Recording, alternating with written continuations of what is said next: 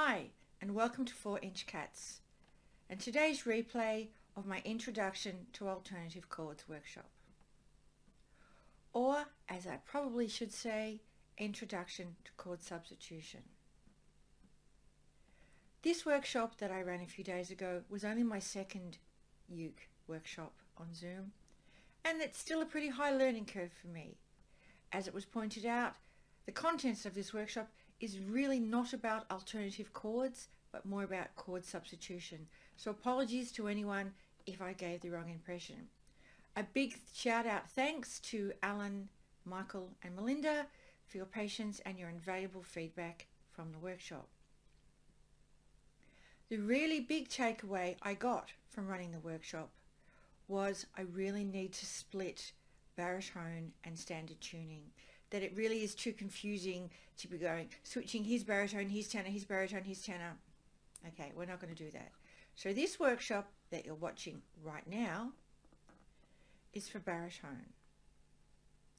I will then record one and upload also arranged for standard tuning, as in tenor, soprano, concert, pineapple.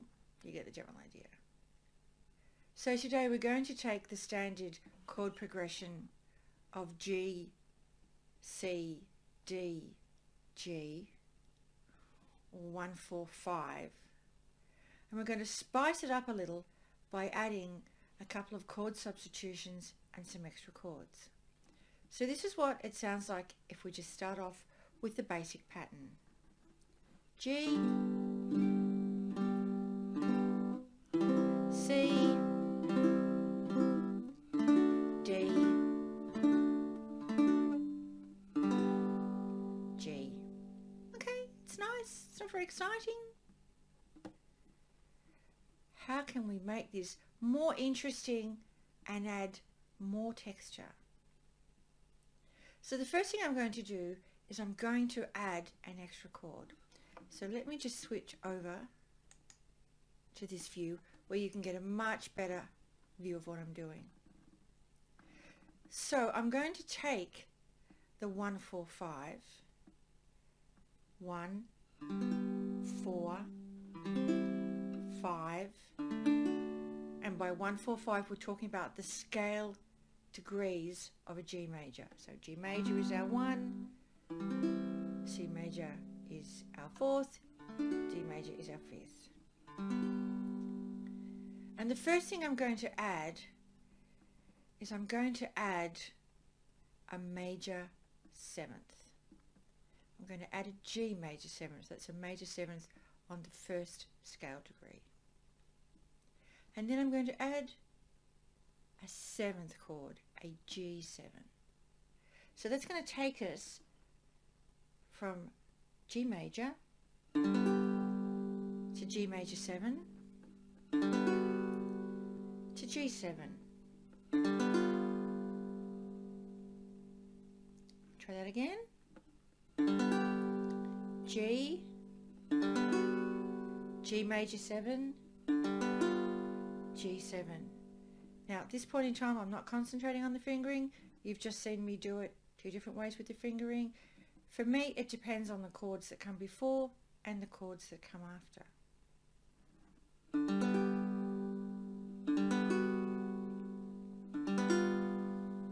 That's a nice chord progression. It may remind you of something like something in the way she moves attracts me like no other lover. The Beatles. It's a great chord progression.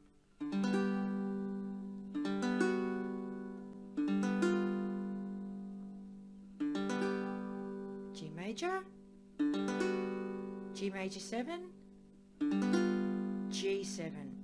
It's important to remember that the major 7 and the simple plain 7 are 2 very different chords. So there's our G. So let's take a look at the C. It's a nice chord.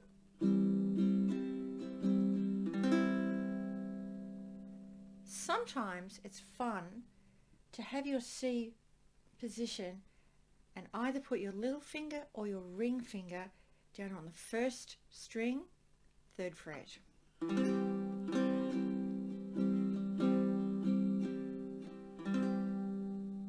That is C major, 2nd position. So 1st position, listen for the subtle difference. 2nd position.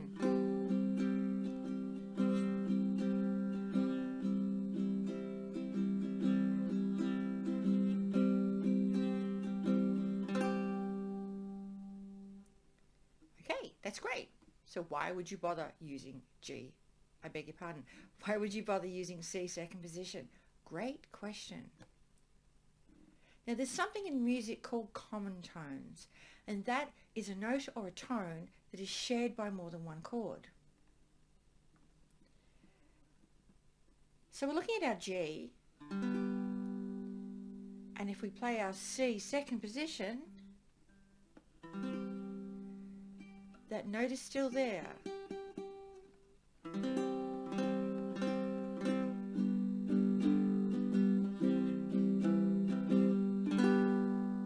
And to the ear, the common tone makes it more pleasing than if I'm just going.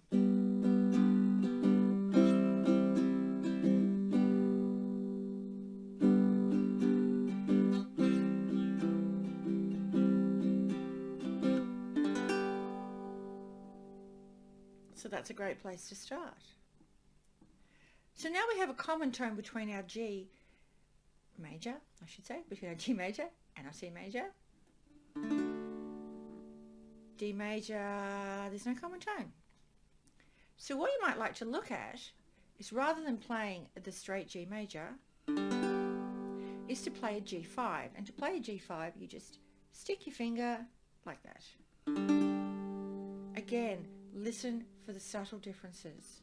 G major, G5.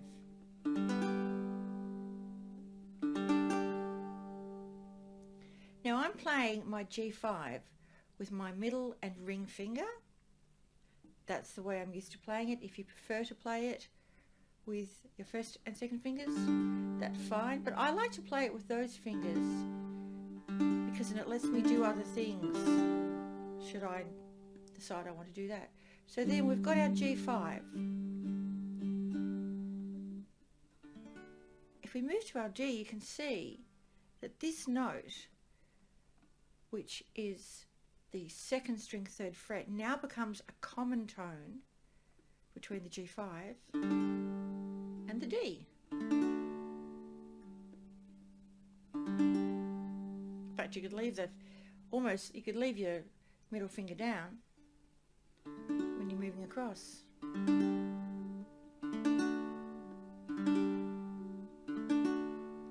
So then, if we were to work from 1, 4, 5, using the chord substitutions, so we're doing a G5 instead of a G major,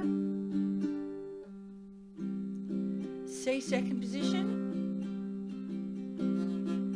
to our D, back to our G5. And it just gives you a smoother sound with those common tones. It really brings the notes together. Now I must admit, I love the G5 so much that I very rarely play a G these days. Straight G, G5 for me all the way. I like the tone, I like the texture of it. And if you're finger picking, so say for example we take a fairly common finger picking, which is 1, 3, 2, 4, and I'll just play it with the straight G major, C major, D major.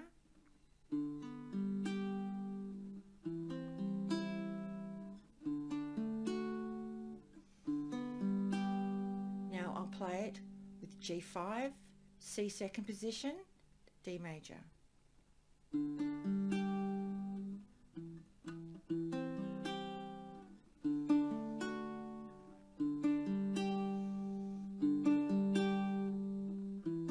Oops.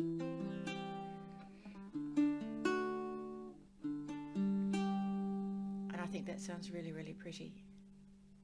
So there's some substitutions for G, D and C. F, bar chord. I don't mind bar chords, but quite frankly I'd rather not play a bar chord if I can get away with it, and that's partly personal choice in the sound and partly because I have very small hands. Thanks, Dad, for the small hands. So rather than playing an F like this,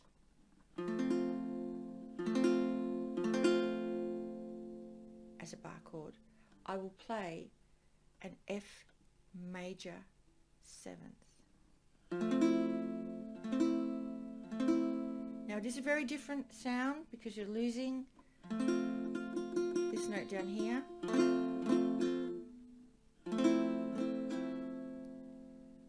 And obviously if you're given a chord sheet and the song calls for an F, then you would play an F. But again, if I'm playing my own music or I'm jamming, I'm going to be more likely to play an F major 7 than an F. I just like the sound.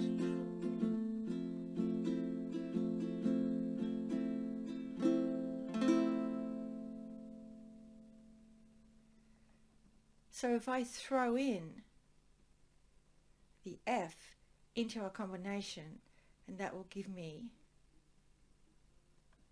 an F major 7 rather than an F. So our first pattern, I'm going to play G, F, C, D, G. So we go G, F, C, D, back to G. But if I use my chord substitutions, I would play G5, F major 7, C second position, D, G5, which I think is really, really lovely. But poor old D, we haven't really looked at D yet. It's feeling a bit left out. We should probably do something with the D. Here's our lovely D chord.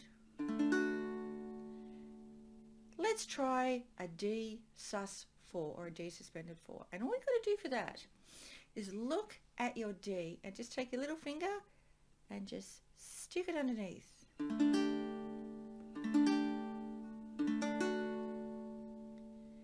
And you may have spotted that's a common tone, again with the G5.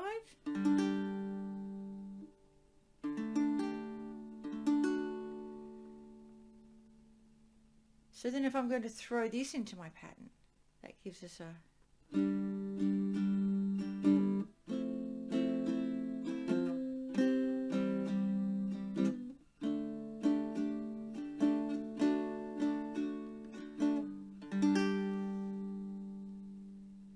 So a D sus 4, it's got a bit of an unresolved sound compared to the straight D major, and there's absolutely no reason why you can't alternate.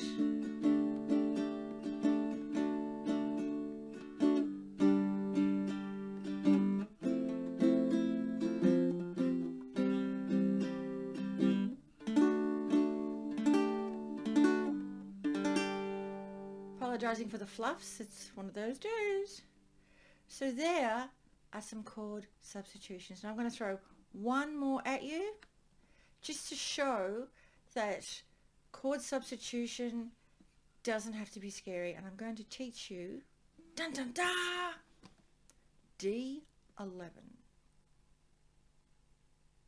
Are we scared? Are we shocked? Are we trembling? No, because our D11 is this. One finger, second string, first fret, D11, which kind of sounds a bit weird on its own, but if we throw it in with our Ds,